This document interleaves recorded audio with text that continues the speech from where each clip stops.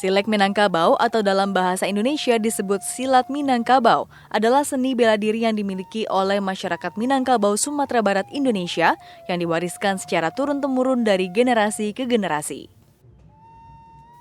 Masyarakat Minangkabau memiliki tabiat suka merantau dan semenjak beratus-ratus tahun yang lampau. Untuk merantau tentu saja mereka harus memiliki bekal yang cukup dalam menjaga diri dari hal-hal terburuk selama di perjalanan atau di rantau. Misalnya diserang atau dirampok orang. Di samping itu sebagai bekal untuk merantau, silek penting untuk pertahanan negari terhadap ancaman dari luar. Wilayah bagian Minangkabau di bagian tengah Sumatera, sebagaimana daerah di kawasan Nusantara lainnya, adalah daerah yang subur dan produsen rempah-rempah penting sejak abad pertama Masehi. Oleh sebab itu, tentu saja ancaman-ancaman keamanan bisa saja datang dari pihak pendatang ke kawasan Nusantara ini, dan jadi fungsinya silat dapat dibedakan menjadi dua, yakni sebagai penjago diri atau pembelaan diri dari serangan musuh dan parik paga dalam nagari, yaitu sistem pertahanan negeri. Untuk dua alasan ini, maka masyarakat Minangkabau pada tempo dahulunya perlu memiliki sistem pertahanan yang baik untuk mempertahankan diri dan negerinya dari ancaman musuh kapan saja. Silek tidak hanya sebagai alat untuk bela diri, namun juga mengilhami atau menjadi dasar gerakan berbagai tarian dan randai atau drama Minangkabau. Emerald Jamal Datuk Rajo Mudo pernah menjelaskan bahwa pengembangan gerakan silat menjadi seni adalah strategi dari nenek moyang Minangkabau agar silat selalu diulang-ulang di dalam masa damai dan sekaligus untuk penyaluran energi silat yang cenderung panas dan keras agar menjadi lembut dan tenang. Sementara itu, jika dipandang dari sisi istilah, kata pencak silat di dalam pengertian para tua silek, yaitu guru besar silat, adalah mancak dan silek. Perbedaan dari kata itu adalah kata mancak atau dikatakan juga sebagai bungo silek atau bunga silat adalah berupa gerakan-gerakan tarian silat yang dipamerkan di dalam acara-acara adat atau acara-acara seremoni lainnya. Para tua silek juga mengatakan jika memancak di galanggang kalau basilek di mukom musuah, jika melakukan tarian puncak di gelanggang, sedangkan jika bersilat untuk menghadapi musuh. Oleh sebab itu, para tua silek atau guru besar jarang ada yang mau mempertontonkan keahlian mereka di depan umum dan bagaimana langkah-langkah mereka untuk melumpuhkan musuh.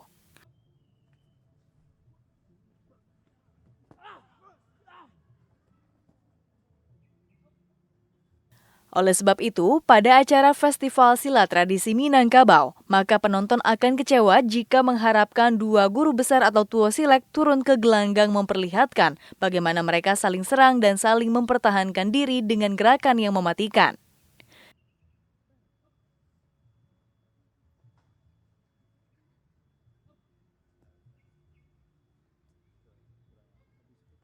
Kedua tua silek itu hanya melakukan mancak dan berupaya untuk tidak saling menyakiti lawan main mereka, karena menjatuhkan tua silek lain di dalam acara akan memiliki dampak kurang bagus bagi tua silek yang kalah.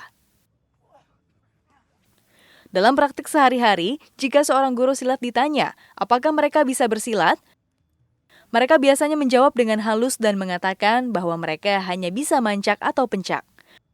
Padahal sebenarnya mereka itu mengajarkan silek atau silat. Inilah sifat rendah hati ala masyarakat Nusantara. Mereka berkata tidak meninggikan diri sendiri dan biarlah kenyataan saja yang bicara. Jadi kata pencak dan silat akhirnya susah dibedakan.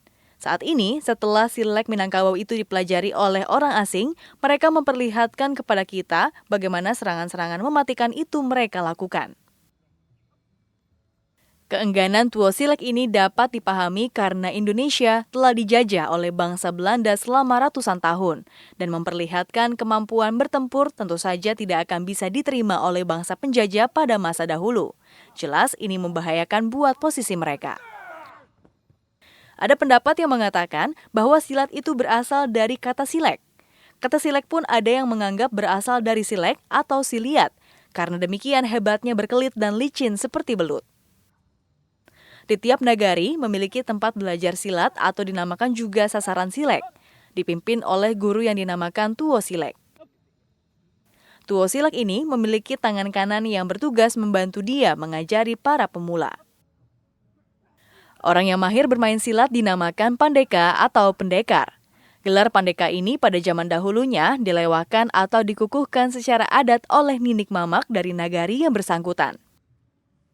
Namun pada zaman penjajahan, gelar dibekukan oleh pemerintah Belanda. Setelah lebih dari 100 tahun dibekukan, masyarakat adat Koto Tangah, Kota Padang akhirnya mengukuhkan kembali gelar pandeka pada tahun 2000-an. Pandeka ini memiliki peranan sebagai parikpaga dalam nagari, yaitu penjaga keamanan negeri, sehingga mereka dibutuhkan dalam menciptakan negeri yang aman dan tentram. Kajian sejarah Silek memang rumit karena diterima dari mulut ke mulut, dan pernah seorang guru diwawancarai bahwa ia sama sekali tidak tahu siapa buyut gurunya, dan bukti juga tertulis kebanyakan tidak ada.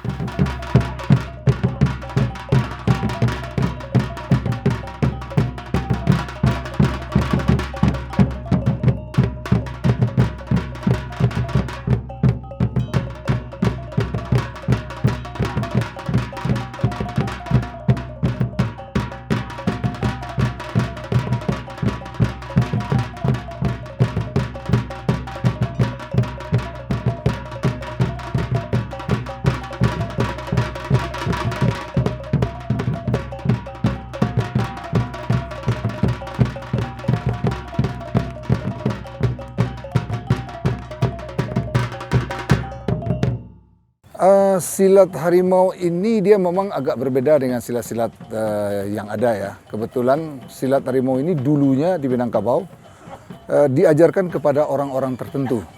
Dia banyak berpola bermain tengah, bawah, tetapi dia itu banyak melakukan gerakan yang tidak lazim. Artinya dia akan menghantam daerah yang mematikan di tubuh lawan, menghalalkan segala cara. Misalnya dia hajar daerah kemaluan, hulu hati, mata, dan kuping. Dan mematah itu kita adalah mematah langsung. Itu kita pergunakan kalau kita dalam keadaan terdesak.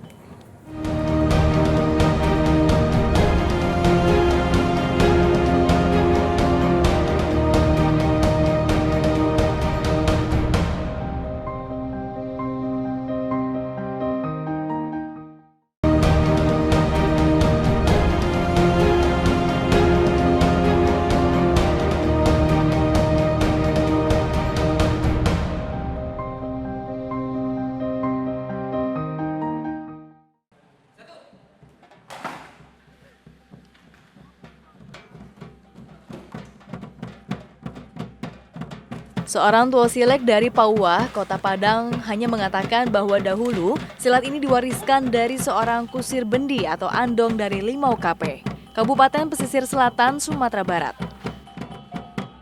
Seorang guru silek dari Sijunjung, Sumatera Barat mengatakan bahwa ilmu silat yang ia dapatkan berasal dari Lintau. Ada lagi tua silek yang dikenal dengan nama Angku Badua yang mengatakan bahwa silat ini ia peroleh dari Koto Anau, Kabupaten Solok. Daerah Kota Anau, Bayang, dan Banda Sapuluah di Kabupaten Pesisir Selatan, Pauwah di Kota Padang atau Lintau pada masa lalunya adalah daerah penting di wilayah Minangkabau. Daerah Solok misalnya adalah daerah pertahanan kerajaan Minangkabau menghadapi serangan musuh dari darat. Sedangkan daerah pesisir adalah daerah pertahanan menghadapi serangan musuh dari laut. Tidak terlalu banyak guru-guru silek yang bisa menyebutkan ranji guru-guru mereka secara lengkap.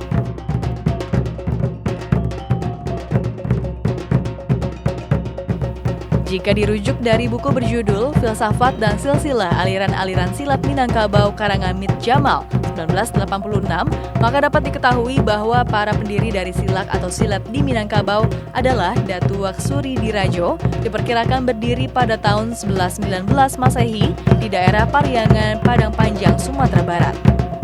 Kambiang Utan diperkirakan berasal dari Kamboja. Harimau Kampo diperkirakan berasal dari daerah Kampa. Pada masa Datu Waksuri Dirajo, inilah silek Minangkabau pertama kali diramu dan tentu saja gerakan-gerakan bela diri dari pengawal yang 4 orang tersebut turut mewarnai silek itu sendiri. Nama-nama mereka memang seperti nama hewan, yaitu kambing, harimau, kucing, dan anjing. Namun tentu saja mereka adalah manusia dan bukan hewan menurut persangkaan beberapa orang. Asal-muasal kambing hutan dan anjing mualim memang sampai sekarang membutuhkan kajian lebih dalam dari mana sebenarnya mereka berasal. Karena nama mereka tidak menunjukkan tempat sejarah khas. Saya mengembangkan silat harimau Minangkabau, yaitu dengan cara saya berprinsip silat ini harus bisa diterima oleh kalangan semua pihak. Dari itu saya menyajikan jurus-jurus silatnya itu adalah saya sesuaikan, karena ada prinsip dari Minangkabau, alam takambang jadi guru, lima bubi dipijak, di sinar langit dijunjung. Dalam artinya, saya harus bisa menyesuaikan dimanapun lingkungan saya berada. Jadi artinya jurus-jurus itu akan saya sesuaikan. Jurus silat harimau itu penyesuaiannya misalnya saya lewat media, lewat film, lewat gym, dan lain-lain.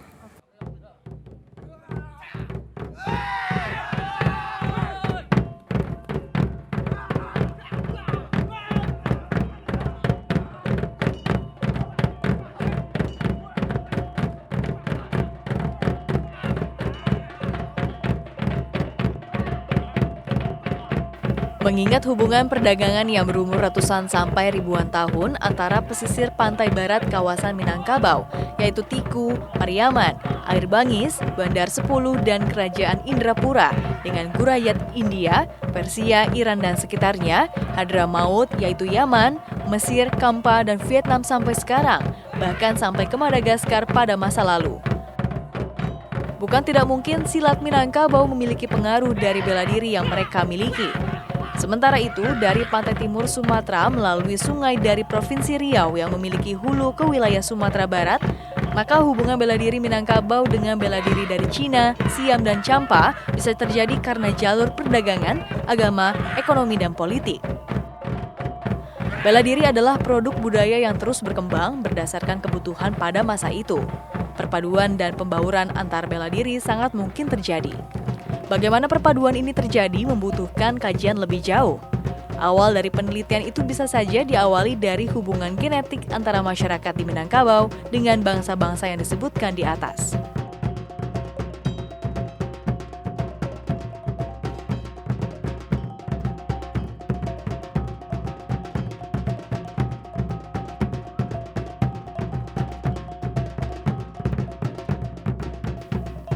Jadi boleh dikatakan bahwa silat di Minangkabau adalah kombinasi dari ilmu bela diri lokal ditambah dengan bela diri yang datang dari luar kawasan Nusantara.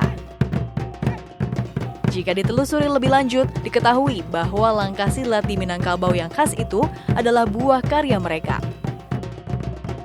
Langkah silat Minangkabau sederhana saja, namun di balik langkah sederhana itu terkandung kecerdasan yang tinggi dari para penggagas ratusan tahun yang lampau.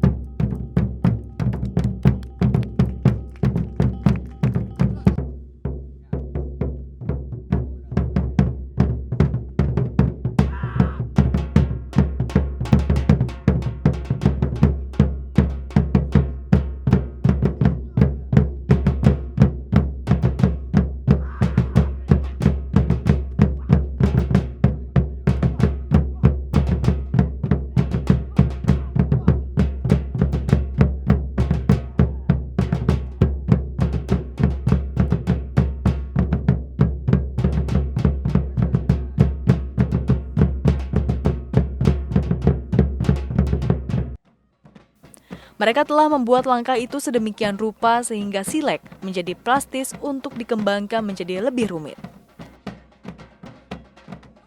Guru-guru silat atau pandeka yang lihai adalah orang yang benar-benar paham rahasia dari langkah silat yang sederhana itu, sehingga mereka bisa mengolahnya menjadi bentuk-bentuk gerakan silat sampai tidak hingga jumlahnya. Kiat yang diberikan tergambar di dalam pepatah, jiko di balun sagadang bijo labu, jiko di kambang salemba alam. Artinya, jika disimpulkan hanya sebesar biji labu, jika diuraikan akan menjadi selembar alam.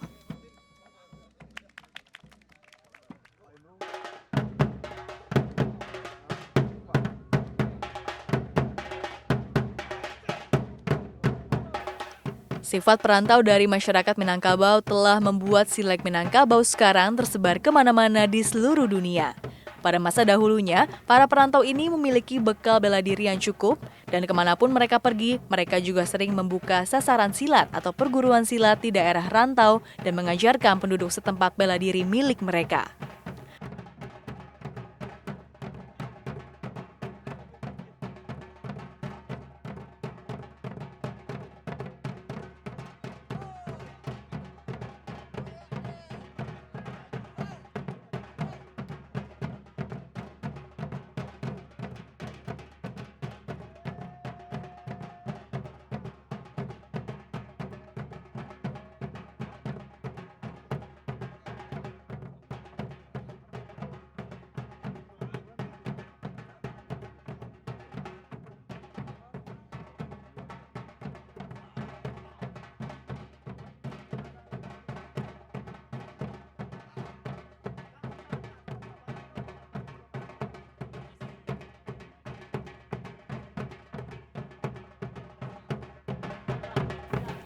Mereka biasanya melebur dengan penduduk sekitar karena ada semacam pepatah di Minangkabau yang mengharuskan mereka berbaur dengan masyarakat di mana mereka tinggal. Bunyi pepatah itu adalah, di mana bumi dipijak, di situ langit dijunjung. Di mana ranti yang dipatah, di situ ayah disawa. Di mana bumi dipijak, di situ langit dijunjung. Di mana ranti yang dipatah, di situ air disau. Pepatah ini mengharuskan perantau Minang untuk menghargai budaya lokal dan membuka peluang silat Minangkabau di perantauan mengalami modifikasi akibat pengaruh dari bela diri masyarakat setempat dan terbentuklah genre atau aliran baru yang bisa dikatakan khas untuk daerah tersebut. Silat Minangkabau juga menyebar karena diajarkan kepada pendatang yang dahulunya.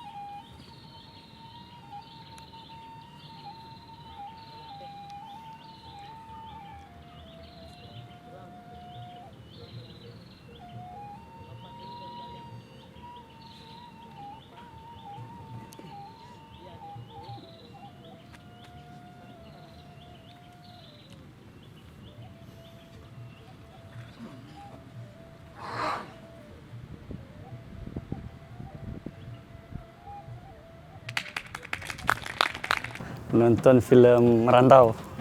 Jadi saya punya dari Singapura saya kontak teman-teman yang di Indonesia, di Jakarta. Saya nanyain ada siapa yang kenal sama guru silat harimau. Jadi salah satu teman saya beri saya kontaknya dan dia terus ngomong suruh saya langsung telepon Pak Datuk. Dari situ saya menelpon dia dan saya mau menjadi muridnya. Saya yang paling berkesan sekali yang saya suka mengenai silat harimau Minang ini filosofinya. Dengan filosofi itu kita akan menuju jalan yang lebih baik dengan kata-kata di sebalik filosofi itu. Bukan saja bersilat, karena salah satu filosofinya mengatakan lahir bertemu dengan kawan dan batin mencari Tuhan. Caranya saya mempertahankan orisinilitas dari silat itu. Silat harimau ini dia tetap dengan jurus-jurus pakemnya, dengan jurus tradisinya. Tetapi jurus tradisi kami itu adalah berkembang. Berkembang itu dalam arti satu jurus bisa jadi dua, dua bisa jadi tiga, tiga bisa jadi empat, empat bisa jadi lima, dan seterusnya. Dan itu adalah saya sesuaikan dengan kebutuhan, dengan tidak meninggalkan dengan tidak meninggalkan ketradisionalannya.